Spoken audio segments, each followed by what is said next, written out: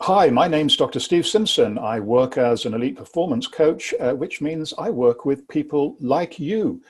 So stay on this channel because today I have a very special guest. His name is Bernardo Moya. We're going to be talking about what he does in the world of self-development. We might get on to what he did before this because we're all on a journey. And there's sure to be some exciting tips that we can all use in our life. And it would be very remiss of me if I didn't ask him about his latest book, which is creating quite a stir at the moment. So, Bernardo, welcome. Hi, Dr. Steve. How are you? Thank you. I'm very well. And this is the first time I've had you on my show. I've done various bits of work with you over the years. And I was just reflecting on that earlier today, and I think we met about 11 years ago. Would that be right? I think it was longer, you know. I think it was longer. I think I took over NLP Life training around 11 years ago now, 10 to 11. And I think we did the training together a couple of years before that. Was it the Master Prac or we? I think it was the trainer course. Oh, trainer training is where we met. Okay, I wasn't sure if we met at the Master Prac before. I remember it was a trainer training, but I wasn't sure if it was at the Master Prac. So yeah, that was easily 12 years ago approximately, I would think. Yeah, well, if I'm right, I think it's around about September 2007. And the reason why I remember it so vividly, apart from because I met you, of course, is that it was the time of the great global financial crash. And the trainer course this is an NLP training course, a training course for people who aspire to be trainers. And it's very intensive, but I was having to get up at 4 o'clock in the morning because my pension was rapidly disappearing in front of my eyes. And for those of us who can remember this time, the banks had taken the phones off their hook. And I was trying to move what savings I had and protect what was there. And sadly, a lot of people lost a lot of money in those years. I'm glad to say that I managed to escape with most of mine intact, but I'm still scarred by the experience. So I don't know if you remember that, Bernardo, but I just wondered whether you thought, blimey, I'm just about to start my new business. My timing is not perfect, perhaps. Oh yeah, absolutely. It was appalling. It was terrible. I mean, I was living it very directly because I was still living in Spain. I was still in real estate. I was realizing that everything that I owned technically was disappearing. So the banks were repossessing everything, and my real estate business was literally closing down. And you know, it was a very scary time. It was a very scary time when 12 years ago, because it was complete uncertainty. Yeah, well, a little bit like now, I suppose, but in a different way. Hopefully it's not quite like now. Not quite like that, no. But I must say you did a very good job of hiding all that turmoil, because as I mentioned, we were both on this course trying to learn as much as we could about NLP. And I would never have guessed at that time that those were the experiences you were going through. I thought I was the only one who's suffering. How wrong could I have been? Yeah. So some of our viewers may not be familiar with NLP, and I quite often get asked, you know, what is NLP? And I think pretty much every time I give a slightly different answer. So because you really are Mr. Professor NLP of the world with your training organization, what's your take on NLP? Well, thank you for such a great title. I've had the pleasure and the honor of working with Richard Bandler and Paul McKenna. I've been their promoter for 10 years. So that has put me in a position where my company, obviously NLP Life Training, is, you know, kind of at the forefront of training. I don't know. I mean, Richard obviously defines it in many different ways. You can read all sorts of things, but I think it's a study of excellence. You know, it's a study of excellence and being able to present skills for people, you know, to be able to, you know, understand you know, how they think and how to be aware of those thoughts. It's like a manual for your brain, isn't it? I mean, I particularly think that NLP is one of the most powerful and essential skills that are out there, because it's basically down to thinking. It's what is it you're thinking and the quality of your thoughts.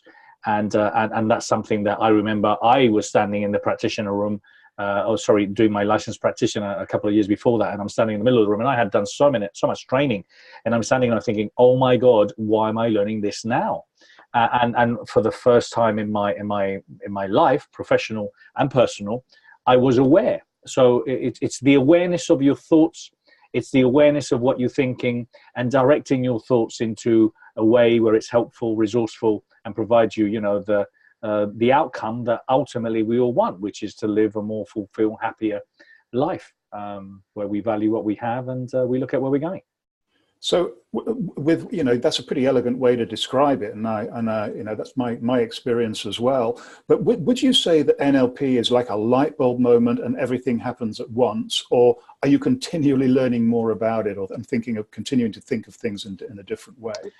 Absolutely. I mean, I think, kind of one of the things that Richard does, because, he teaches NLP, he teaches NLP with NLP.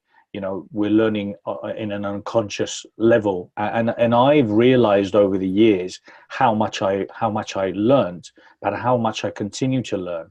Because once you learn these skills, what happens is that, as I said, you become aware. I mean, for me, the only things I knew about, was about mirroring and body, kind of like understanding, kind of building rapport with people. But what happens with NLP is you really get to understand non-verbal communication, how we're permanently and constantly engaging with people.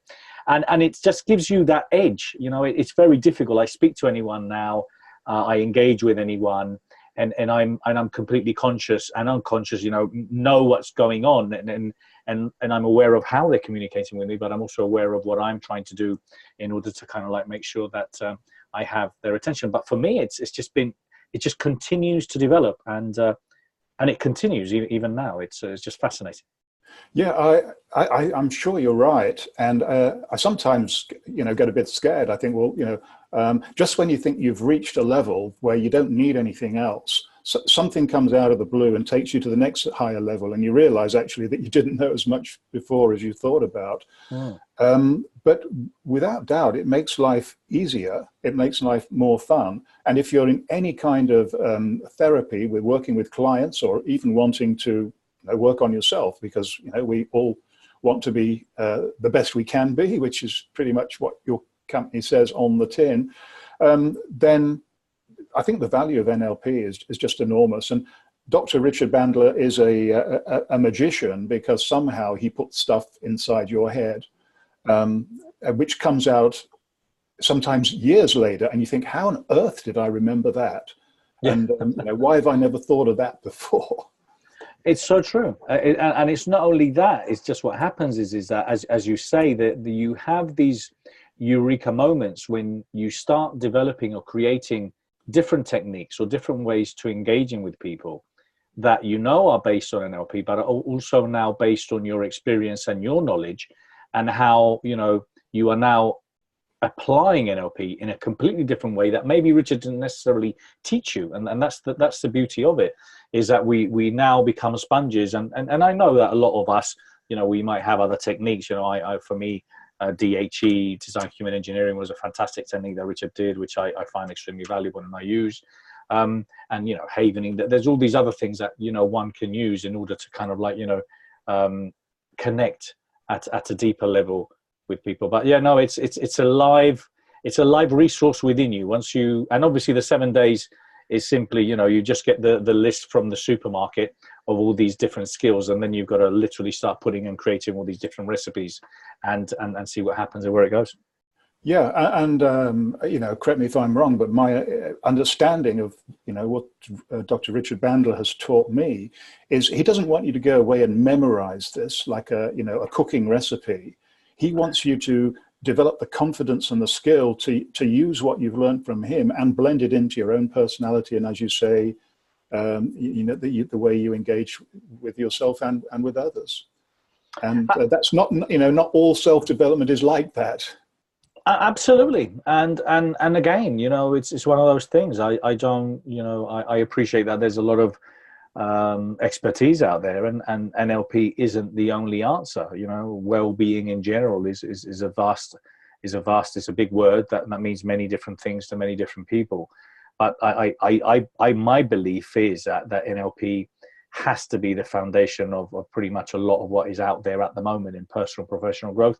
I mean, you know, the likes of Tony Robbins, Paul McKenna, so many people have used these techniques in order to kind of like, you know, enhance and improve their careers. Copywriters, all sorts of people that are writing copy, emails, you know, salespeople, that they've all used and applied this.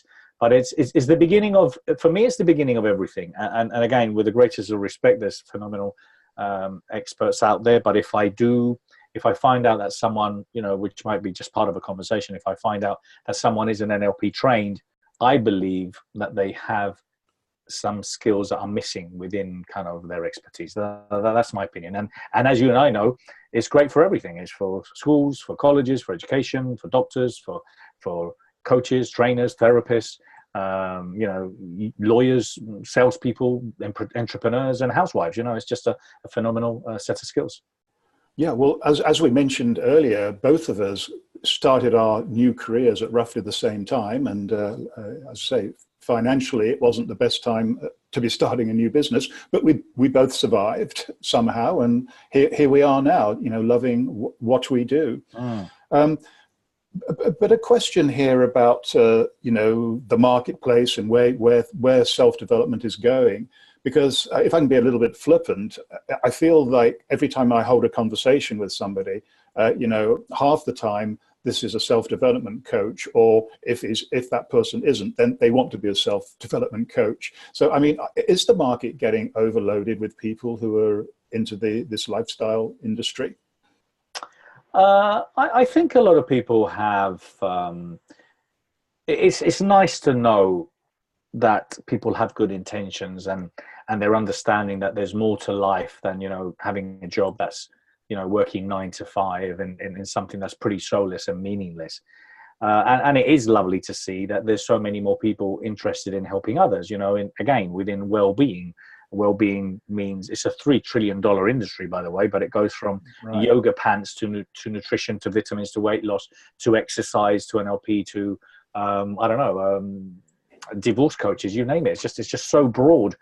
But I think kind of what's happening is that, yes, there are a lot more people that want to get into the industry of self-development and become a coach, a therapist, you know, helping others. I think that the challenge a lot of people have is that they don't necessarily take themselves seriously, or they don't necessarily take action. There's a lot of talkers. There's a lot of people that, you know, want to do the right things, but they don't see themselves potentially as brands. They don't invest in themselves. They don't spend enough time in creating brand awareness, in creating good quality products, in standing out and being unique, and investing in themselves. So, you know, unfortunately, I've seen a lot of people, because for me, it's like Groundhog Day. I've been doing this for 10 years. Throughout NLP live training and the Best You Expo, it's safe to say now, probably around 70,000 people have attended all the different types of things that I've done. Wow. And probably around 700 speakers have spoken in all my expos. And so it's safe to say that I've seen a few people. But kind of the common denominator I keep finding is I keep finding a lot of people that aren't taking themselves seriously enough, aren't congruent enough. You know, I find coaches that talk about happiness and they're very angry, sad people. You know, you see people talking about weight loss and they're slightly on the chubby side, you know, and so on and so on. So there's a lot of incongruency in the industry, which is wrong. I don't think it's right. I think everyone that's in the industry has to walk their talk, has to have some kind of proven track record in order to kind of become an expert, because there's a lot of experts out there at the moment. So I think that's one of the things. And I believe what does happen anyway with time, because a lot of these people stay in the same place for many, many years. You know, they keep wanting to write the book. They keep wanting to become a speaker. They keep wanting to do that. Or they are in that thought process on that transitional period of, you know, 9 to 5, becoming a life coach, and they don't necessarily take that action.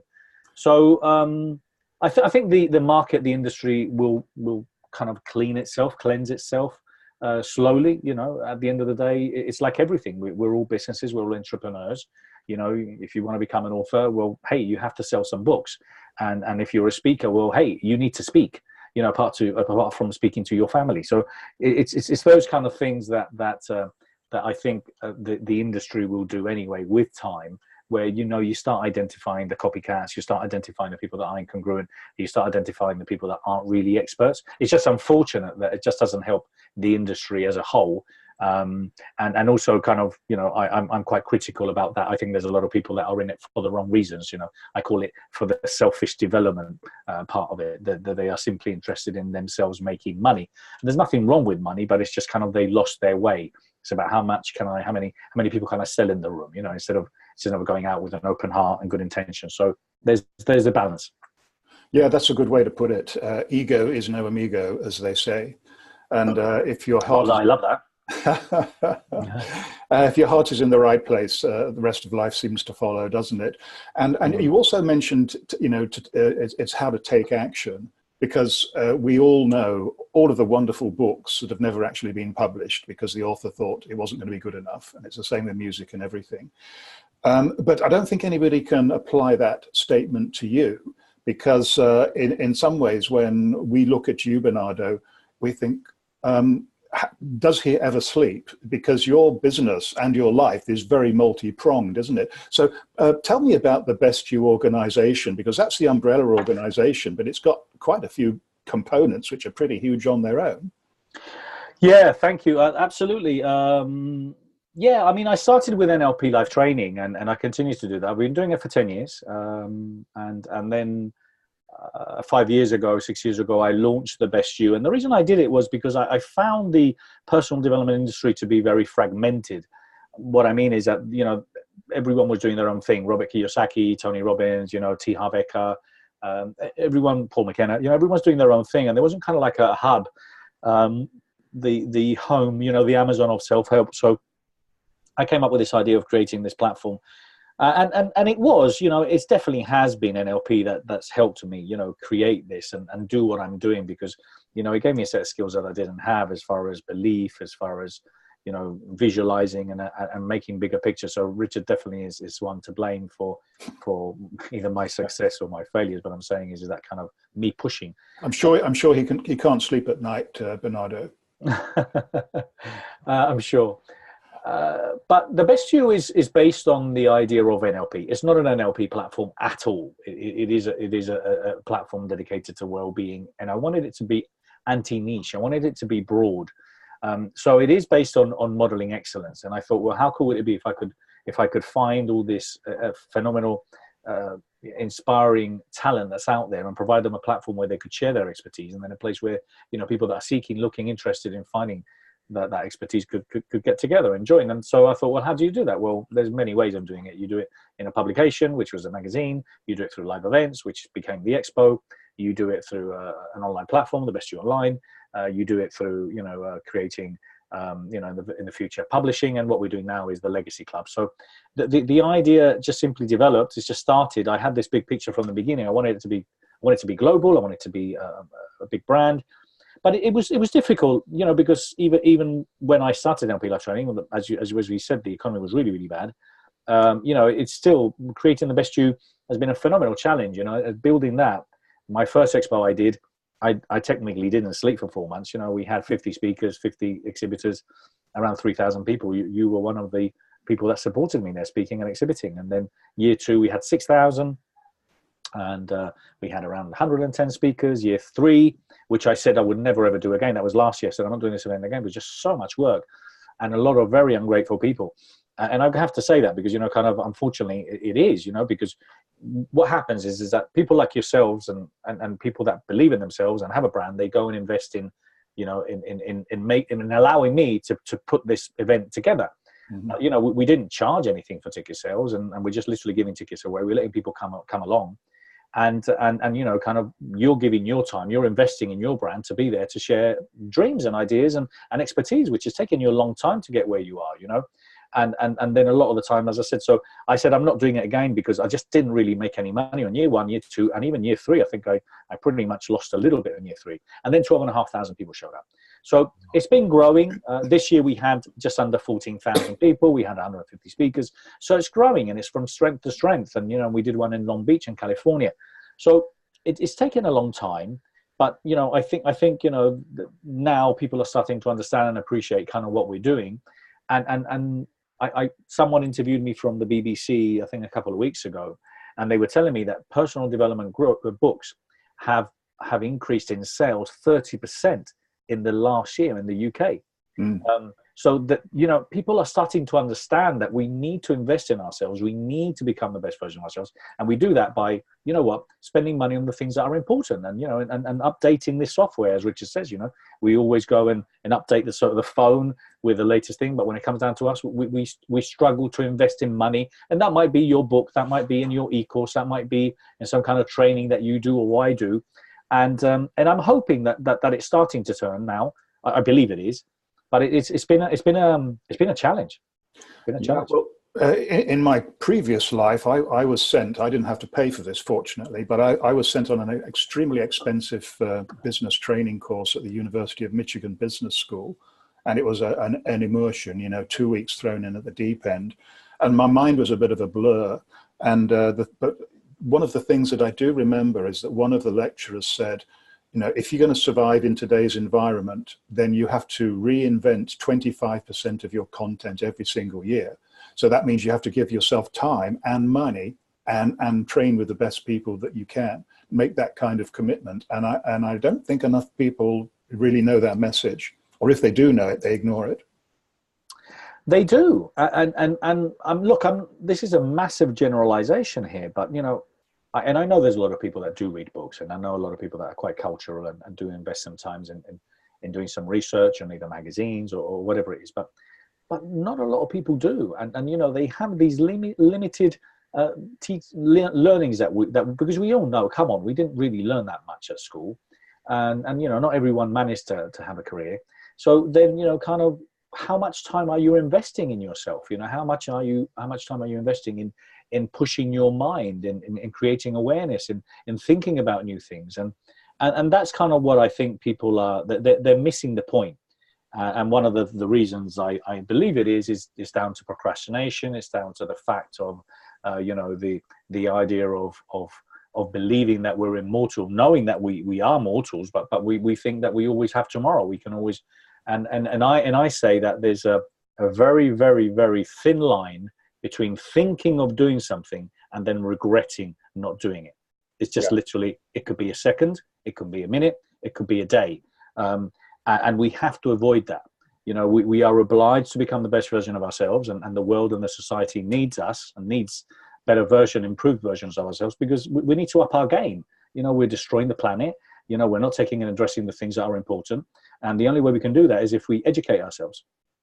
Yeah, well, on that subject, Bernardo, I'm going to put you on the spot and ask you a few questions now. Some of them are related to books in general. And then, of course, I'm dying to ask you about your new book. But in terms of the books that you've read, and I'm not talking here about self-development, I'm talking about all the genres, what is the one title that you would really recommend to anybody that's going to be a really good read? Well, I think that the challenge that you and I have, and especially I think maybe more you than I, but I'm just saying is that I've read so many personal development books. I've read so many books.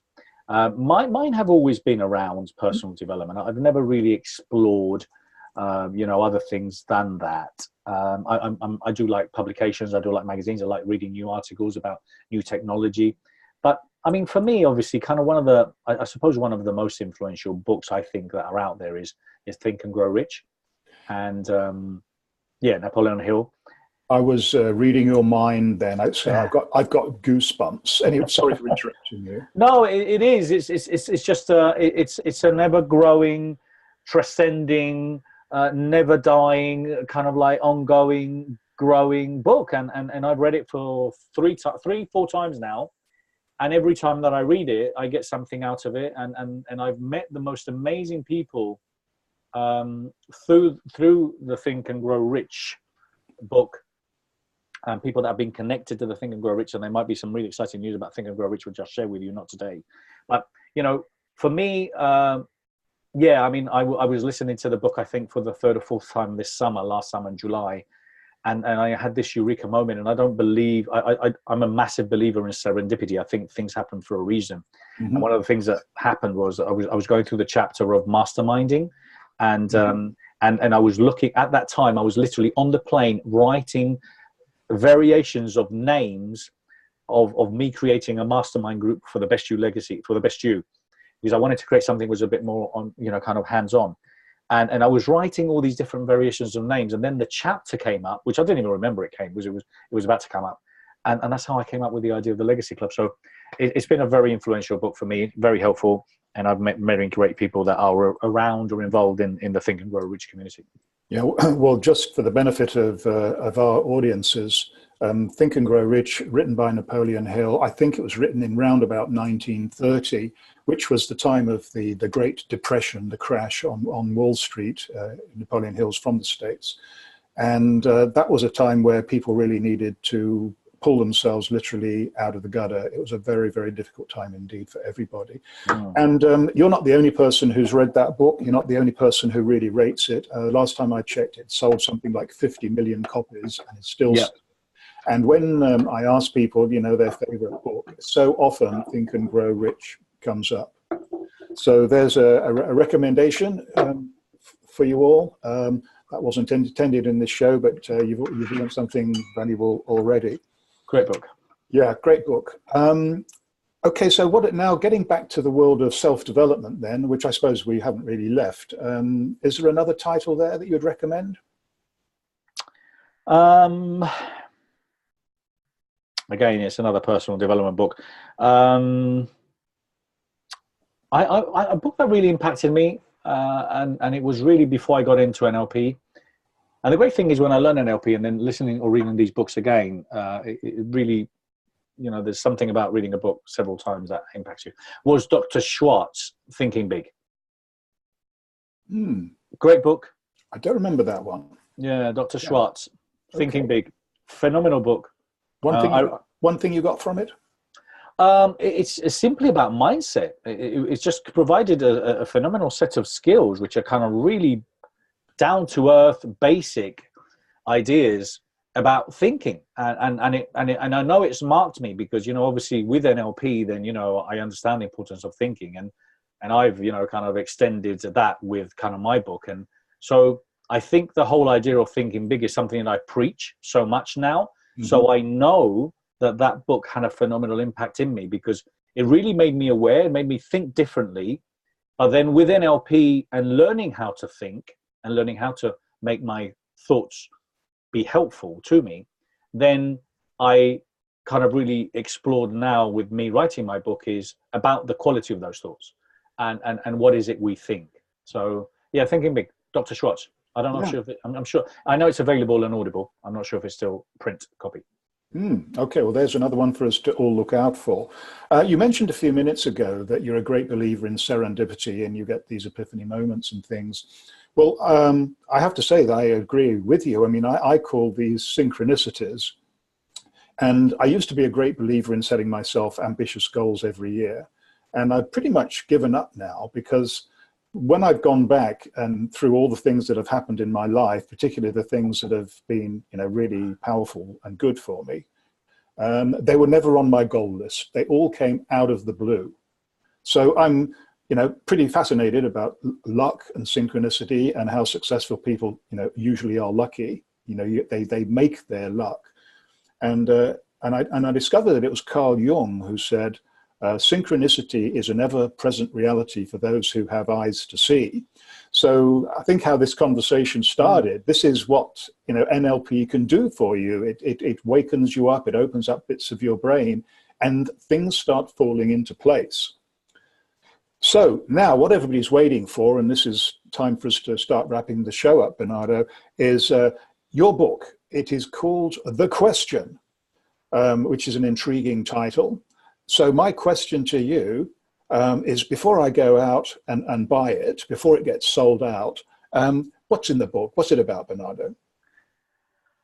When I was, the book's been in me for a few years. I've self-published 3 books, 123 Ways to Look at Life, which was all about reframing, more motivation and more confidence, which is for it to become a series.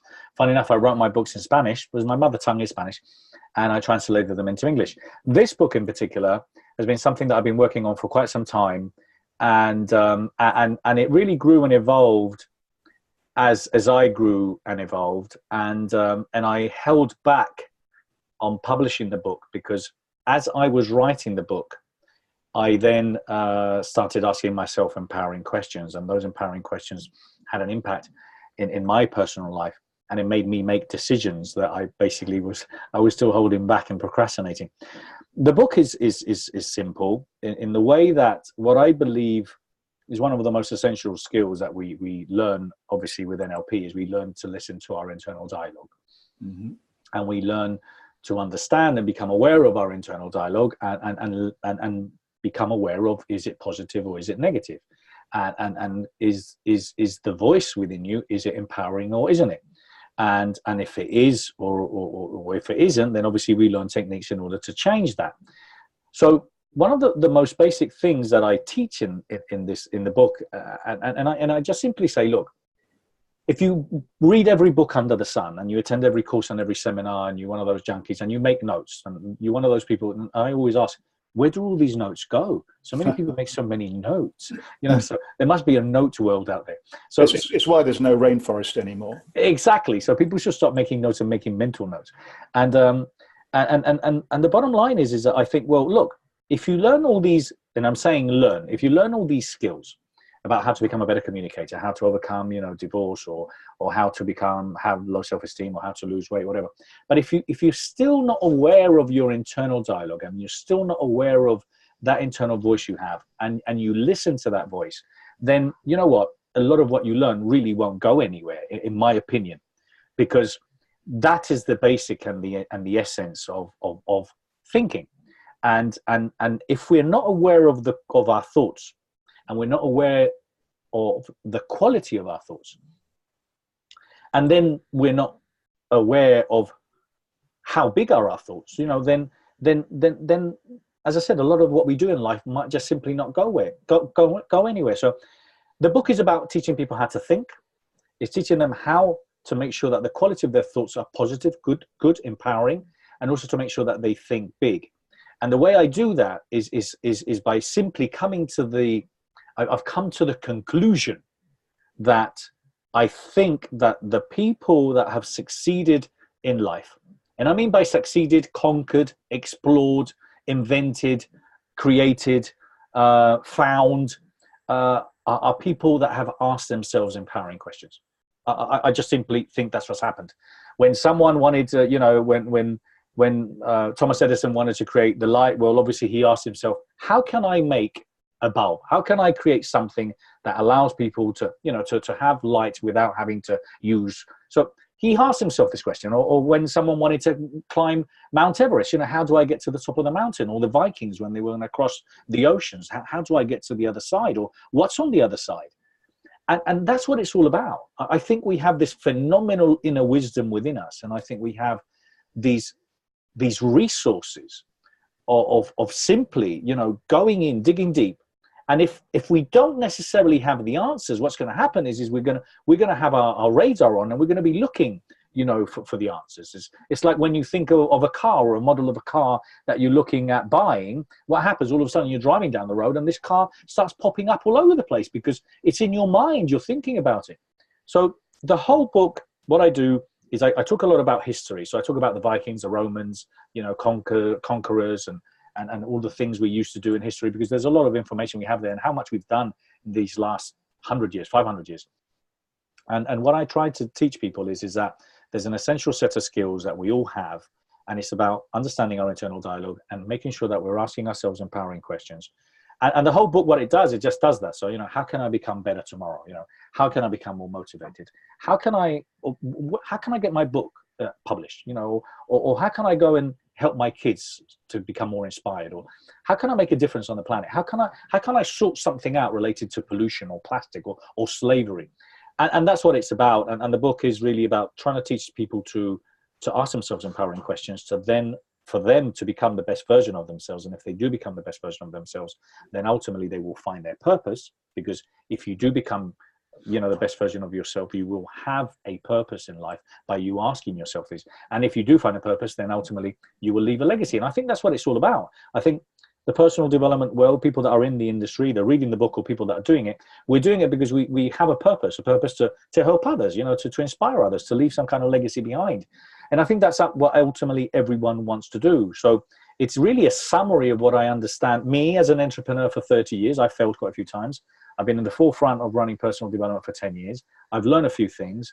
So I've literally put that in a book where I'm summarizing my life, teaching kind of what I think are the basics of personal professional growth, with the mission or objective in mind of trying to help people find their purpose, leave a legacy. So at the end of the book, I really discuss things that are important. And for those people that feel bad about themselves, well, I get them to become aware of how many people have no limbs, how many people are blind, how many people live in complete poverty, how many slaves are out there in the world, you know, because there's always someone worse than us somewhere else on the planet. And I think a lot of the things that are missing is honesty. You know, there's just too much ego out there, too much dishonesty with ourselves and with others, to ask ourselves those empowering questions and to make the tough decisions so we can go out there, stop whinging, and making the world a better place. Well, that's absolutely fantastic. And if ever a book deserves to succeed, then yours does. And you said a couple of things, very powerful, many powerful statements there. And you mentioned Edison. Well, Edison was convinced that we're all capable of a lot more than we believe we are. And he was convinced that there's some kind of infinite intelligence out there that we can tap into. Now, nobody knows whether it's inside us or it is outside us. But one thing is for sure, many people throughout history have believed that. And these are people who've won Nobel Prizes. So this is a topic that I think we should all take pretty seriously. You obviously have. And where can people get this book? Would I be right? It's Amazon and other places? Absolutely, yes. The book is now available on Amazon.com as well, but Amazon.co.uk. I've got it on my webpage, thequestion.co. I'm providing the book for free, but people pay for shipping. But it's pretty much the same price as Amazon at the moment. Look, I'm a guy that, you know, has literally been through quite a few things, like many of us have. But I've got kind of a unique, I think a unique take on this, because I've been, you know, like many others, I've been an entrepreneur. I've had my ups and downs, but I've read the book. I've read books. I've been in the seminar room, and then I've come outside the seminar room. So I've got a bit more of a take than other people. And you know, it's difficult, Steve. You know, it's difficult sometimes, especially when you work with someone like Richard Bandler, you know, or Paul McKenna. Like, you know, what do I have to share? You know, what can I share? So it's difficult to come from behind the scenes, but mine is been the work of many years, and what it made me, the book made me ask myself really empowering questions. I've made some very big decisions myself, because I think one of the most important things that we need to be is 100% congruent. Not 100%, 98% congruent in what we do. You know, we're human and we can make mistakes. But for me, you see, I couldn't be talking about being the best you if I didn't feel that I was the best version of myself. So I have to be accessible. I don't want to have an ego. I want to be congruent with what I know and what I don't know. I don't have all the answers. And I'm coming from a place of love, you know, which I think is necessary to kind of like really make a difference. I don't think anyone's going to argue with any of that, Bernardo. We could go on and on. I've loved talking to you again, as always. So thank you for, you know, giving up your time today, and so that we can record this and put our video up on YouTube. I'm sure that people are going to love it. To the people out there, thanks very much for, you know, subscribing to my channel and for my newsletters. And please feel very free to share this video or this audio recording with people who you think are going to be interested in it. And Bernardo talked about questions, and so I will as well. Bernardo and myself, we welcome questions, so please fire them into one or both of us. We promise we'll get back to you, and always welcoming suggestions for future shows. So thank you, Bernardo. Thank you, everybody else. May the force go with you, as somebody once said. Thank you so much, and carry on with the great work, Dr. Steve. Amazing story, amazing journey, and so excited to see it. Thanks, Bernardo. Thank you.